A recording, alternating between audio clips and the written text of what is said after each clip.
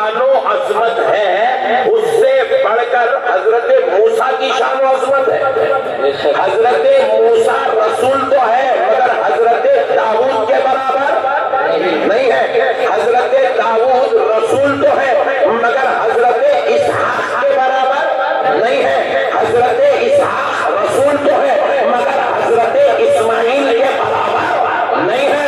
हजरत इस्माइल रसूल तो है मगर हजरत इब्राहिम के बराबर नहीं है। हजरत इब्राहिम रसूल तो है मगर हजरत नूह के बराबर नहीं है। हजरत नूह रसूल तो है मगर हजरत आदम के बराबर नहीं है। अरे आदम का ईसा ये सब रसूल तो है मगर मेरे मुस्तफा के बराबर। नारे तकबीर, नारे तकबीर, नारे रिसालत, नारे रिसालत। अरे यार तू उसके जज्बात को कहीं कंट्रोल कर रहा, इन्हें मंत्री लग रहा है, मंत्री मंत्री संतरी। तू ऊपर आ जा, तू लगा ठहर के लगा।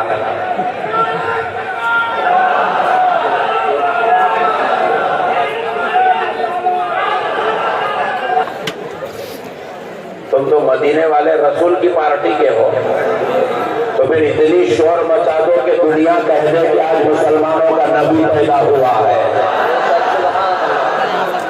तो गौर करके सुनो कि रसूल रसूल होकर रसूल के बराबर नहीं है। हर रसूल का मर्तबा उससे दूसरे रसूल का मर्तबा पहले वाले रसूल से बड़ा है। हर रसूल का मर्तबा दूसरे रसूल से बड़ा है। एक रसूल का मर्तबा दूसरे रसूल से बड़ा है। कोई रसूल किसी रसूल के बराबर नहीं है। रसूल रसूल होना रसूल के बराबर नहीं हो सकता। तो 14वीं सदी का मुल्ला मेरे नबी के बराबर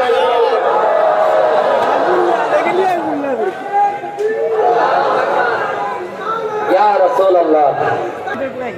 दुनिया में सबसे लास्ट कैटेगरी के लोग हैं हम लोग।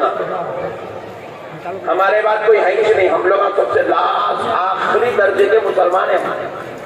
मगर जीते हैं पूरे हमसे फजीलत वाले, अजमत वाले, रुतबे वाले। हम लोग बिल्कुल लोएस्ट कैटेगरी के लोग, लास्ट कैटेगरी छू करे तो बाहर गिर जाते हैं। आखिरी दर्जे के मुसलमान है हम लोग। हमसे एक छोटा मुसलमान 1400 साल नहीं पूरे करोड़ों साल में भी कोई पैदा हुआ ही नहीं। हम सबसे लास्ट दर्जे के हैं। हमसे बड़ा दर्जा किसका है? हमारे माँ बाप का है। उनसे बड़ा दर्जा किसका है? हमारे असातिज़ा का है। उनसे बड़ा दर्जा किसका है? हमारे उलमाए किराम का है। उनसे बड़ा दर्जा किसका? उनसे बड़ा दर्जा किसका है? हमारे पीराने मुहतरम का है। उनसे बड़ा दर्जा किसका है? सूफिया का है। उनसे बड़ा दर्जा किसका है? सालिहीन का है। उनसे बड़ा दर्जा किसका है? औलिया अल्लाह का है। उनसे बड़ा दर्जा किसका है? उनसे बड़ा दर्जा किसका है? अब्दाल का है। उनसे बड़ा दर्जा किसका है? औलाद का है। उनसे बड़ा दर्जा किसका है? अख्ताब का है। उनसे बड़ा दर्जा किसका है? अखबार का है। उनसे बड़ा दर्जा किसका है? कबीर ताबईन का है। उनसे बड़ा दर्जा ताबईन का है। उनसे बड़ा दर्जा सहाबा का है। उनसे बड़ा दर्जा खुलफाए राशिदीन का है। उनसे बड़ा दर्जा अहले बैत मुस्तफा का है। उनसे बड़ा दर्जा अंबियाए किराम का है। उनसे बड़ा दर्जा रसूलाने इस्लाम का है। उनसे बड़ा दर्जा मेरे और आपके नबी मोहम्मद रसूलुल्लाह। सुभान अल्लाह, सुभान अल्लाह, अल्लाहु अकबर। आखिरी कैटेगरी के हमसे छोटा कोई है ही नहीं। और मेरा नबी सबसे आला है। इंसानों में उससे बड़ा कोई है ही नहीं। मैं इंसानों में सबसे अफजलो आला मेरा नबी। इंसानों में सबसे कमजोर आज का मौलवी। बेशक बेशक। अब ये मौलवी बोले हम चाहे तो अमल में नबी के बराबर हो सकते। औला हो गया। तू चिराग है, वो सूरज है। चिराग की रोशनी किधर, सूरज की रोशनी किधर। और अगर हवा आई तो सूरज चिराग बुझ सकता है मगर क़यामत तक सूरज को कभी सवाल नहीं आ सकता है। मगर ये सुन ले, फिर भी क़यामत तक सूरज को सवाल आए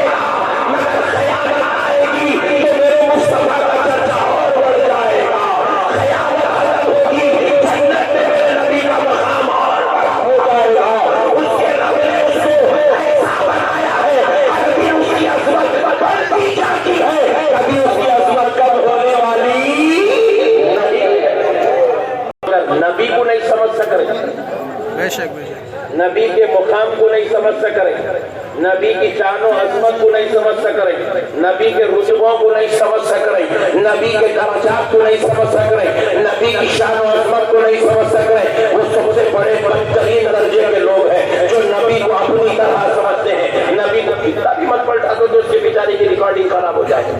थोड़ा उधर करो, थोड़ा बस।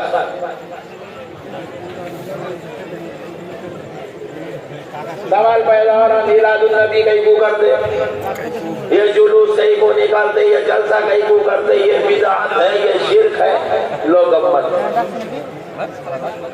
हम बोले बंगाल के हॉस्पिटल में, मुर्शिदाबाद के हॉस्पिटल में, रघुनाथगंज के हॉस्पिटल में एक बच्चा पैदा हुआ और उस बच्चे की नानी ने, अम्मी ने उसके अब्बा को फोन करके बोला कि अभी दवाखाने को आओ, लख्ते जिगर आ गया, हमारा प्यारा सोनू लड्डू आ गया। बाप नींद से उठा, खुशखबरी सुना, बेसाखला हुआ, सीधा दवाखाने को भागता या मिठाई की दुकान को जाता? बोलो बंगाल वाला कहाँ जाता? अरे वाह, बंगाल में भी अच्छे बाप है, इसका मतलब मिठाई की दुकान को जाता, जाके 2-4 किलो मिठाई लेता, दवाखाने को पहुंचता, बच्चे की अम्मा को खिलाता, नानी को बोलता थोड़ा तुम भी ले लो, नर्स को बोला डार्लिंग तुम भी ले लो, नर्स भी खा लिए, डॉक्टर को भी दे दिया आप भी ले लो। डॉक्टर ने माँ पूछे क्या बात है भाई, बहुत खुश दिख रहा, बोला मेरा लख्ते जिगर पैदा हुआ है, नूरे नजर पैदा हुआ है, मेरी आंखों का सुरूर पैदा हुआ है, मेरे दिल का चैन पैदा हुआ है, मेरी आरज़ू मेरी मोहब्बत पैदा हुई है, मेरा बेटा पैदा हुआ, इसलिए खुश दिख रहा हूँ। डॉक्टर नीमा ने पूछा ये खुशी मनाना कुरान में है?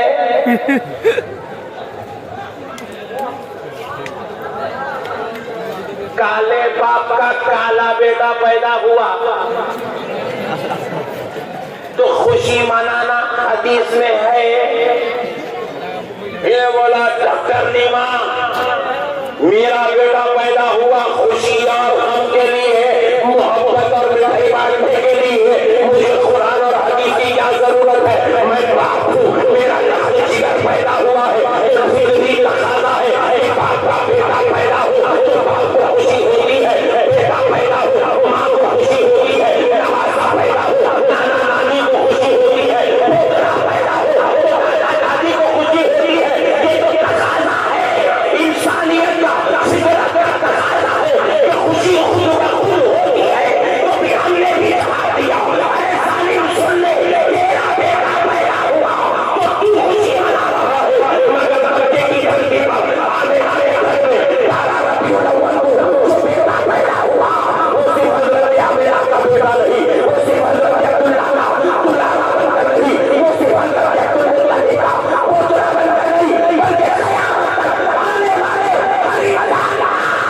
ईमान बनकर पैदा हुआ।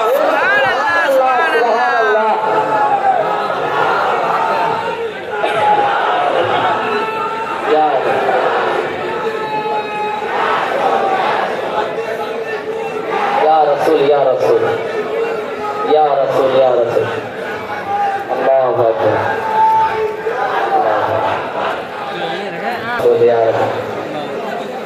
जिंदाबाद। जरा जोर से बोलो, तेरा बेटा पैदा हुआ तो खुशी मनाता, ईमान पैदा हुआ तो खुशी नहीं मनाता। बोलो जी, अगर ईमान के पैदा होने पे तुझे खुशी नहीं है तो फिर ईमान का कलमा पढ़ता कहीं को? किसका कलमा पढ़ा? अब्बा का पढ़ा, नाना का पढ़ा, बोलो ना जी, चिच्चा का पढ़ा, फूफा का पढ़ा, कलमा तो आमिना के लाल का पढ़ा। उनका कलमा पढ़ने ने तुम्हें और हमें मुसलमान बना दिया।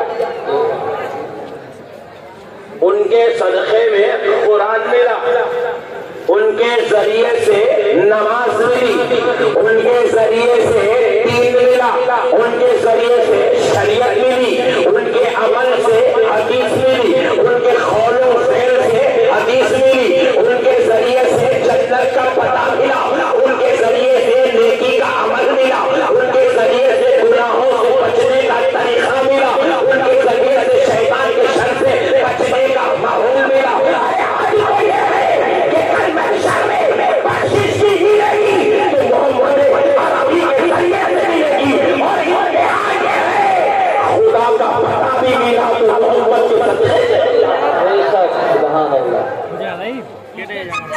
खुदा तो था मगर पहचानता कोई नहीं था।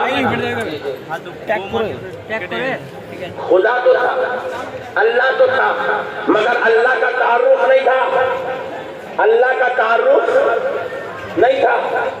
फिर पलटा दिया यार।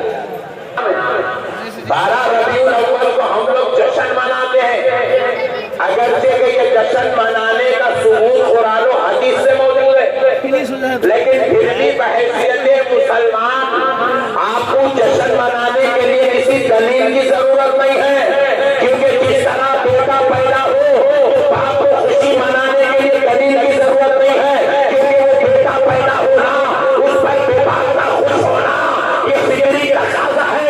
इसी तरह नबी का पैदा होना वाला दिन आ जाए तो उम्मत का खुश होना ये फिक्री तकाज़ा है, ये फिक्री तकाज़ा है।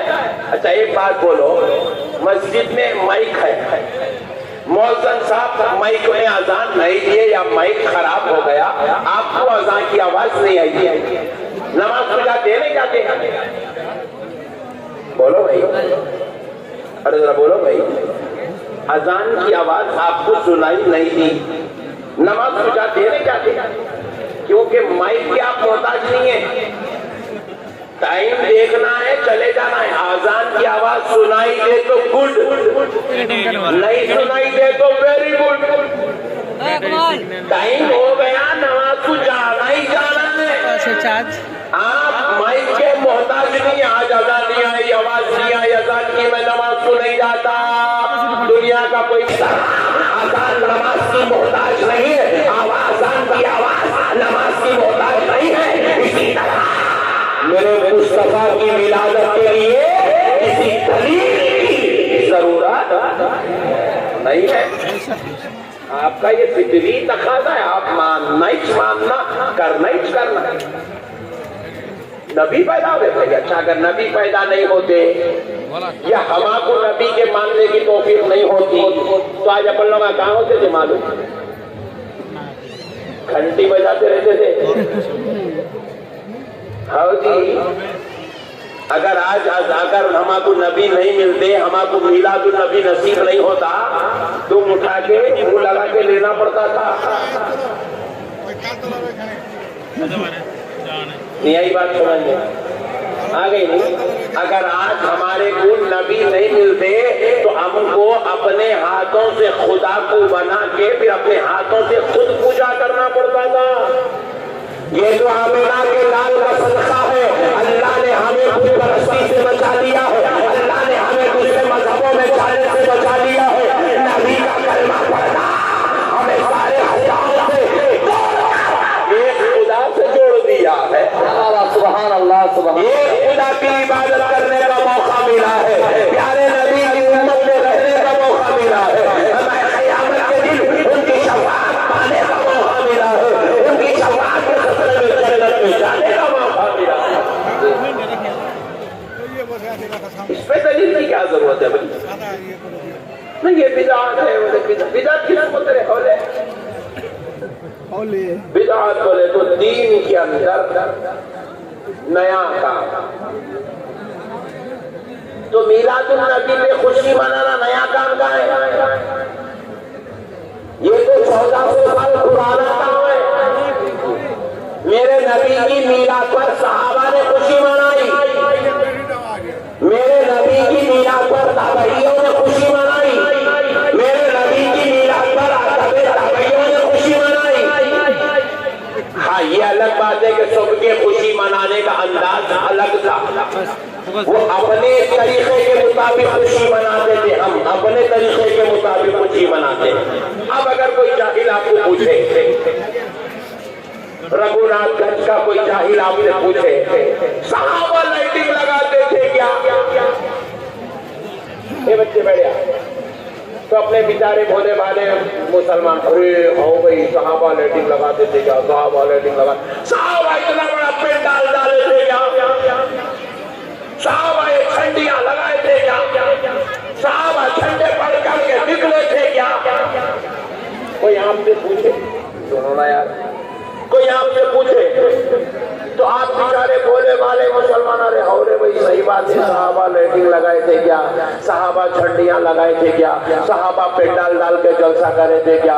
ऐसा कहीं हदीस में है क्या? ऐसा कहीं रिवायत है क्या? आप भी सोचने पे मजबूर है, इसलिए सोचने पे मजबूर है क्योंकि आप उलमा की सोहबत में नहीं बैठ रहे। सवाल कुछ समझो, क्या पूछ रहा? सहाबा लाइटिंग लगाए थे क्या? मेरे को पूछा तो मैं मुंह पे पहले एक फाइट मार दो, पंच मार के पूछ रहा हूं, हौले सहाबा के दौर में लाइट थी क्या?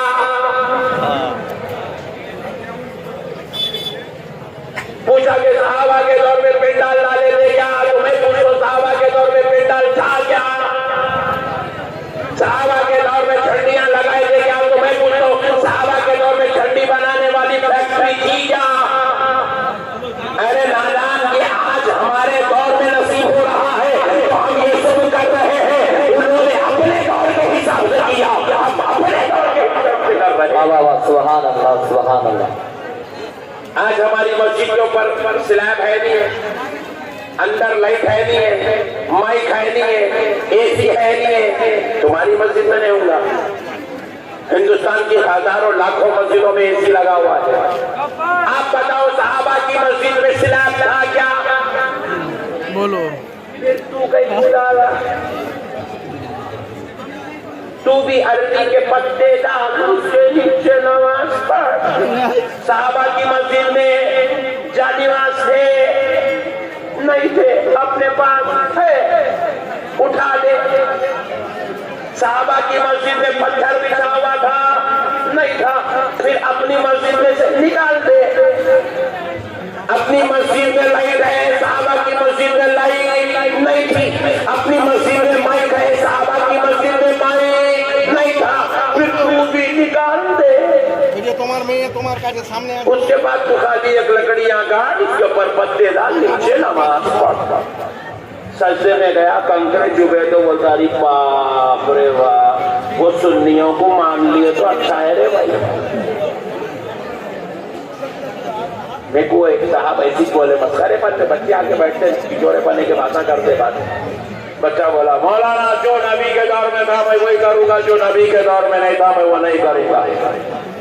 तो मैं पूछा नमाज को कहने जाता? पूछा नमाज को जाते ना, निकल गया, ये करीब है तू पैदल आ रहा। कोई आदमी 1 किलोमीटर से आ रहा तो कहां से आता? बाइक पे, कार में। मैं पूछा तू कैसे जाता? बोले मेरे पास कार है, मैं कार में जाता हूँ। खबरदार कल से तू कार पे नहीं जाना नमाज को। बोले फिर किस पे जाना? बोला खदे पे बैठ के जा, क्योंकि नबी के दौर में कार की सवारी, सहाबा के दौर में कार की सवारी, बाइक की सवारी। सहाबा के दौर में 3 सवारियां बड़े मशहूर थे। पहली सवारी घोड़े की सवारी, दूसरी सवारी ऊंट की सवारी, तीसरी सवारी गधे की सवारी। गधे पे बैठ